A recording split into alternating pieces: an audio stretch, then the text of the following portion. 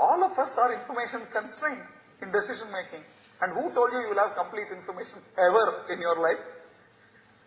You will never have complete information. And one of the behavioral reasons I've already answered, because everybody has a pasad, an area which you cannot see, which they want to project to you. Everybody, including your wife. To be. Everybody. You want to hide certain, I'm sure your darkest secrets will never be shared with your parents. Everybody has that core inside, which they will never share. That's a guarantee that you will never have complete information. And therefore you have to work with incomplete information. So what's the best you can do? I'm teaching you some management also. Management is the art of being least stupid with incomplete information. Okay. So yeah.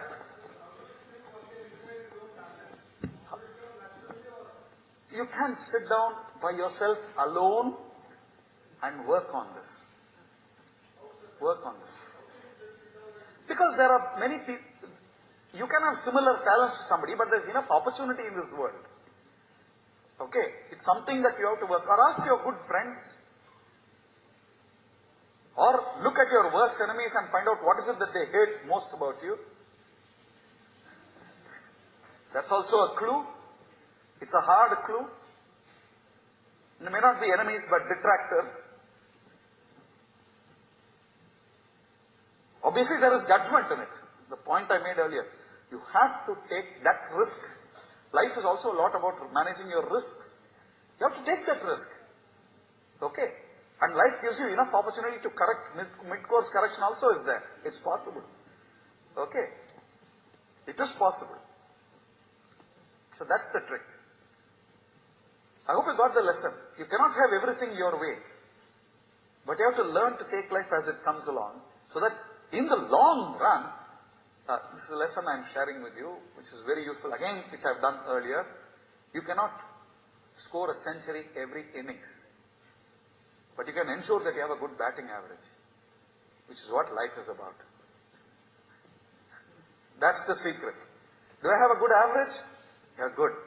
Then, when you're an owl, you can sleep peacefully.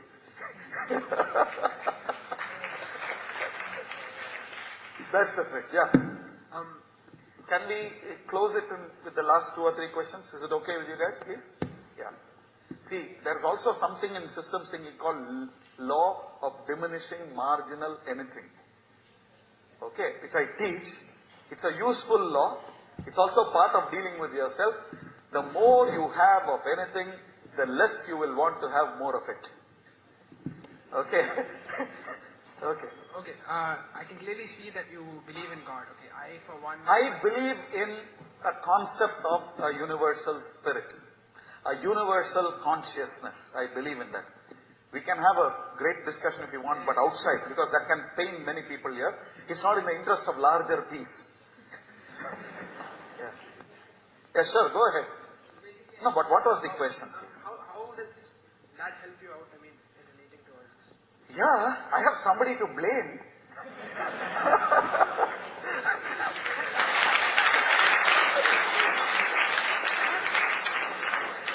It's not like that. It's not like that. I just share something close to me. I am a believer in the theory that we are all pieces of consciousness. I've shared this before. We are all pieces of that universal consciousness. And it's a game we are playing. The rule of the game is, I've shared this with you earlier, I'm repeating it. The whole objective of the game is to get out of the game. Okay? And what enables you to get uncertainty in this game and joy is Maya.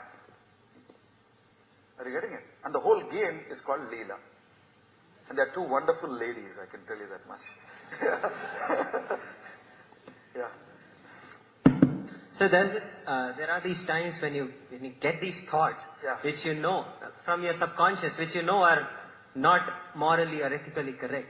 But so what do? You know that it's from your subconscious, and so you get down to judging yourself, or do you do something to correct? It's a very difficult question. It's a very, very difficult question because this whole, I've already partly answered this whole question of right and wrong is based on frames of reference that we build into ourselves. Okay, it's nothing but frames of reference that you build onto yourself. Okay, the frames of reference may change as you age. Your frames of reference when you were 10 years old are not the frames of reference today. Okay, so the whole business of right and wrong is a difficult question to answer. Okay, so you have to take point of time decisions only. At that point in time, what's the decision you can take? Now, I'll ask you a question. One of the difficult decisions, or one of the difficult aspects of dealing with oneself is, especially when you're very young, is in dealing with thoughts of the opposite sex. Okay? All of us go through this. Male, female, it doesn't matter. We all go through that. It's well known that many of us go through certain mental sexual experiences without the consent of the other party. Are you understanding? Now, is that right or wrong? How do you answer that question? I hope I'm giving you a specific instance where you're caught. I am caught. I hope as human beings, we are caught. You're dealing with one of the most potent forces in nature. Please understand that. Are you getting it? That is why many of our traditions, that's where the roots of traditions and culture help you there. Are you understanding?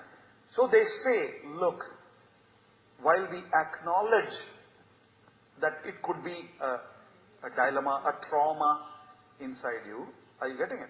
But you have to learn to get out of it in some ways.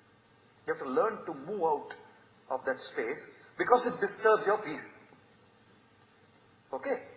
And there are ways to sublimate those thoughts. I can't discuss that here, but there are ways to sublimate yourself and stabilize yourself very well in the long run. Which is what the game is, this part of the game is about. The key question there is, am I in control or am I being controlled?